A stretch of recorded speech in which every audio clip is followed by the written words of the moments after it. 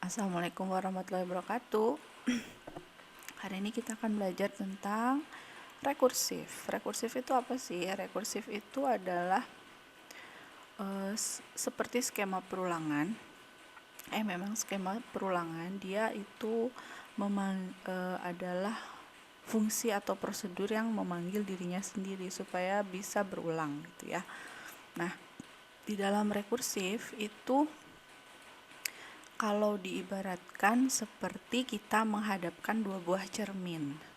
Si cermin itu kan akan saling memanggil gitu ya, saling memantulkan apa yang ada di depannya. Jadi kalau misalnya kita lihat itu seperti ada lorong, karena si setiap cermin itu memantulkan dirinya sendiri. Nah, rekursif juga seperti itu. Jadi istilahnya rekursif itu adalah fungsi yang memanggil dirinya sendiri gitu. Nah, kita supaya lebih jelas kita lihat kasus persoalan tentang faktorial ya.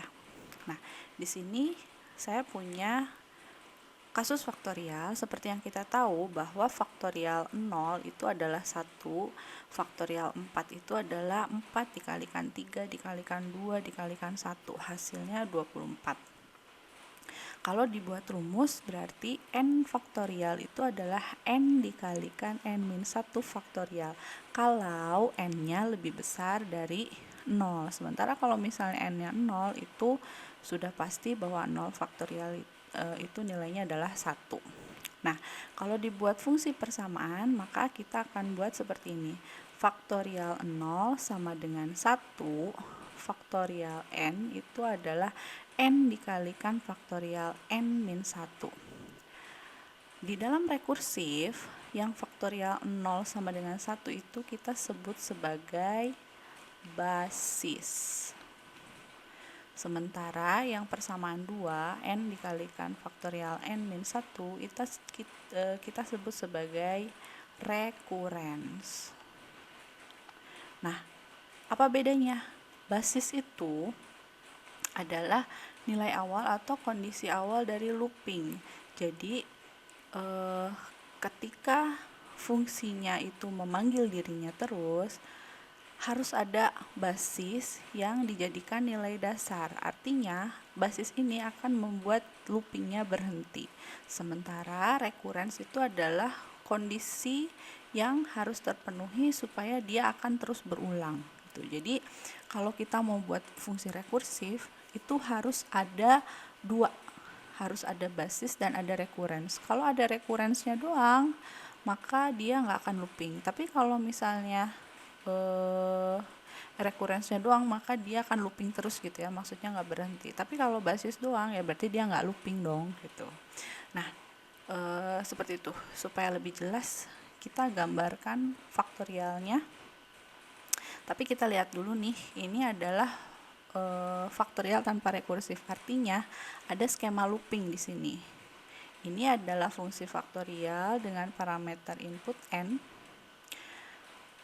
Kita lihat di sini ada looping ya, dari i-nya 1 sampai n itu adalah f diisi dengan f dikalikan i gitu ya, dimana i-nya itu terus bertambah. Berarti ini adalah fungsi untuk n faktorial. Dia akan terus bertambah sejumlah n gitu ya. 1 kali, kalau n-nya 5 berarti 1 kali 2 kali 3 kali 4 kali 5 gitu. Nah, gimana dengan rekursif? Kalau rekursif, ngukurnya jadi mundur gitu. Misalnya saya punya 4 faktorial nih. 4 faktorial itu kan berarti 4 dikalikan 3 dikalikan 2 dikalikan 1 gitu ya. Nah, kalau kita gunakan fungsi yang ini, basis dan rekurens ini, nah yang fungsi yang ini, maka kita bisa tuliskan bahwa faktorial 4 itu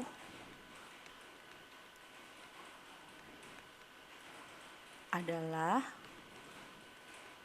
faktorial 3 dikalikan dengan 4 gitu kan. Kemudian faktorial 3 itu adalah faktorial, jadi dia manggil lagi kan, n-1, 2 dikalikan 3.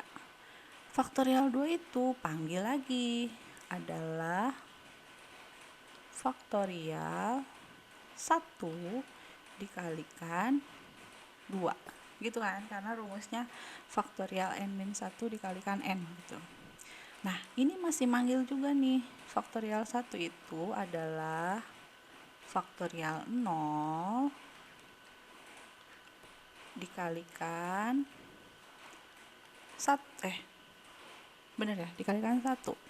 Nah, faktorial 0 itu hasilnya berapa? Tadi 1. Nah, ini yang dijadikan basis. Makanya kita memerlukan basis. Karena kalau dia nggak pakai basis, dia akan terus berkurang gitu ya. Memanggil dirinya sendiri tanpa ada berhentinya. Jadi, ketika faktorialnya 0, dia nilainya adalah 1. Setelah dari sini kita bisa hitung kan. 1 kali 1 itu adalah 1. 1 kali 2 itu adalah 2. Kali 3, 6. Kali 4, 24. Nah, seperti inilah konsep dari faktorial. Gimana cara buatnya? Kalau modelnya perhitungan, kita harus pikirkan bahwa loopingnya itu harus berhenti. Jadi kita harus memikirkan kapan nih kondisi sampai dia menemukan basis gitu ya. Biasanya sih nilainya terus berkurang sampai dia basis. Nah, sekarang kita lihat fungsinya seperti apa.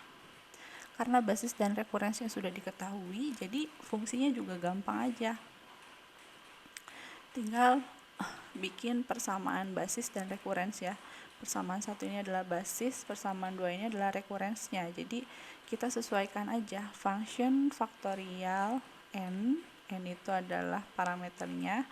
Kalau n-nya sama dengan 0, maka return 1 tadi gitu kan.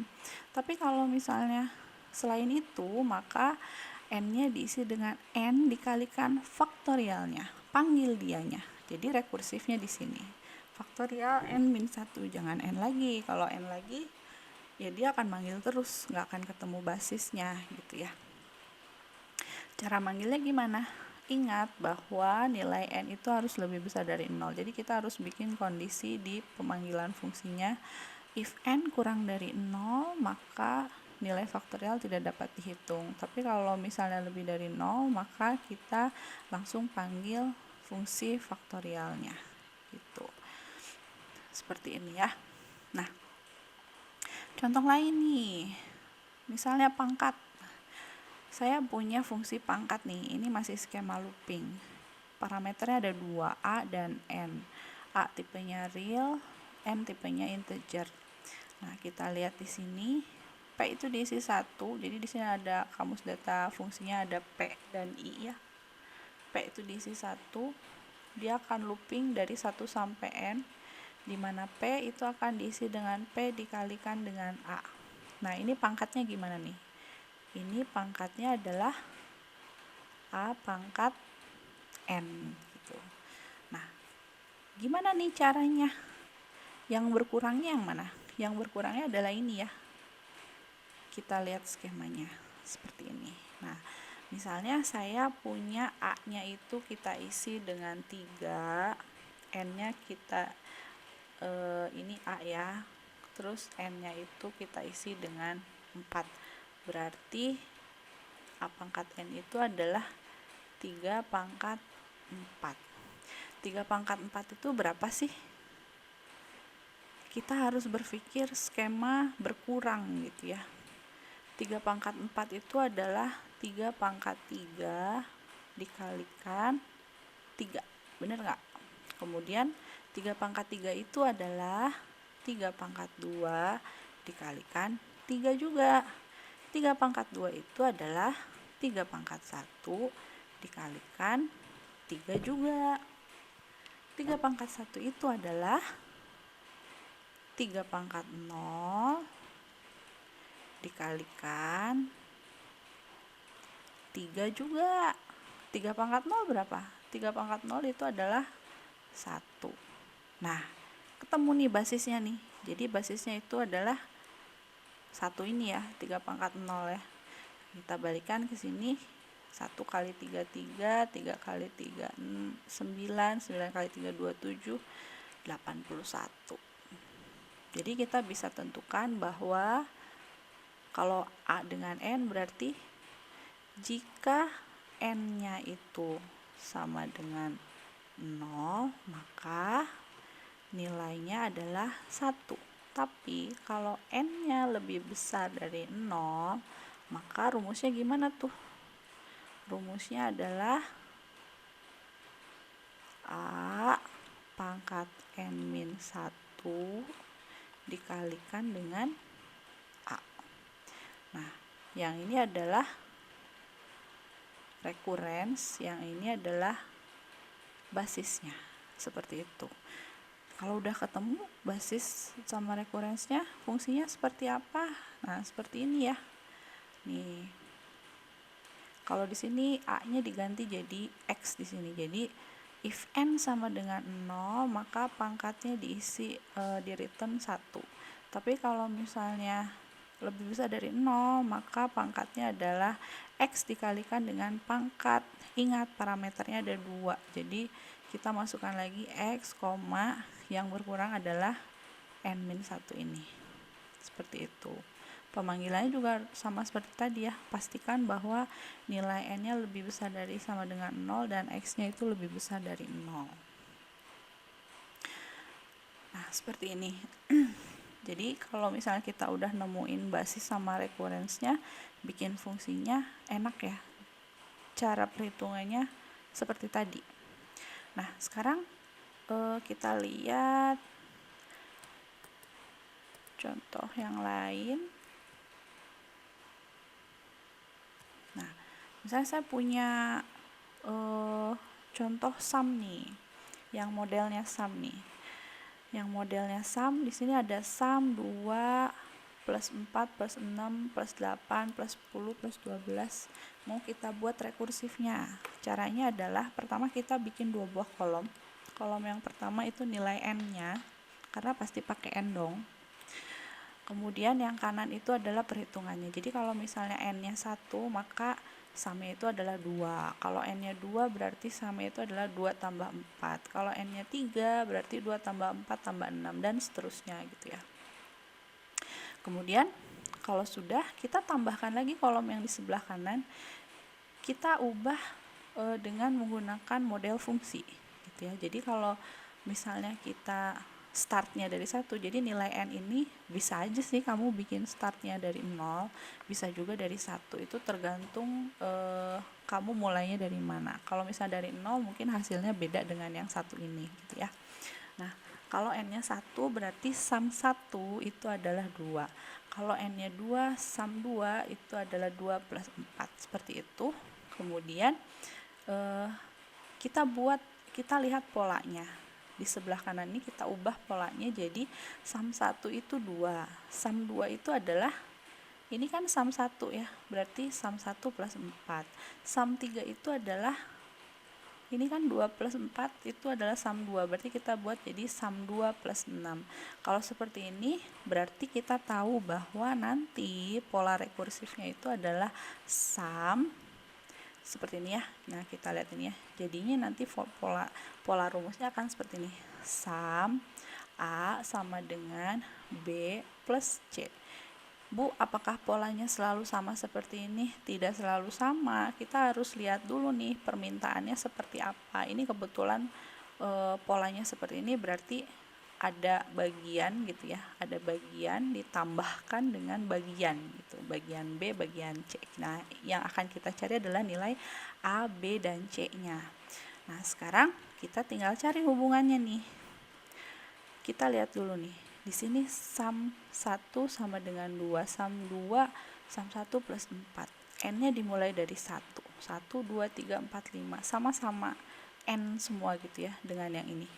Berarti kita bisa ganti dengan nilai bagian A-nya dengan N, karena ini sama-sama N gitu. Nah, kemudian yang kedua, kita cari yang bagian B. Kalau N-nya itu 1, di sini 2. Kalau 2 di sininya 1. Kalau 3 di sininya 2. Kalau 4 di sininya 3. Artinya apa? Artinya itu nilai yang di sini selalu berkurang 1. Maka kita bisa buat bahwa nilai B itu adalah sum N min 1 lihat pola ini ya, rumus ini itu melihat dari pola ini gitu. Berarti kita udah punya sum n sama dengan sum n min 1 plus c. Tinggal kita hitung c-nya. C-nya itu kan berarti kita lihat yang sebelah kanan ini. Gitu. Perhatikan, kalau dia 2, maka di sini 4. Kalau 3 di sini 6, kalau 4 di sini 8, kalau 5 di sini 10. Berarti apa? Berarti adalah 2 kalinya. Gitu ya, selalu 2 kali dari n. Maka kita bisa dapatkan bahwa nilai C itu adalah 2 kali n. Nah, kalau gitu berarti kita sudah menemukan polanya seperti ini. Bu, ini apa dong? Berarti yang ini adalah recurrence gitu ya. Kapan dia berhenti? Ini adalah basis, sorry. Ini basis, yang ini recurrence. Maka kita bisa buat basisnya itu bukan dari 0 tapi dari 1. Basisnya kalau n sama dengan 1, maka sum 1 diisi dengan 2. Kalau n-nya lebih besar dari 1, maka dia recurrence-nya sum n min 1 plus 2 kali n. Nah, algoritmanya seperti apa? Karena kita udah punya basis dan recurrence, maka algoritmanya tinggal kita bikin sum n, lalu ini yang basis ya, if n sama dengan 1, maka returnkan sum diisi dengan 2. Kalau misalnya recurrence-nya, maka returnkan sum itu adalah sum n min 1 plus 2 kali n. Gitu.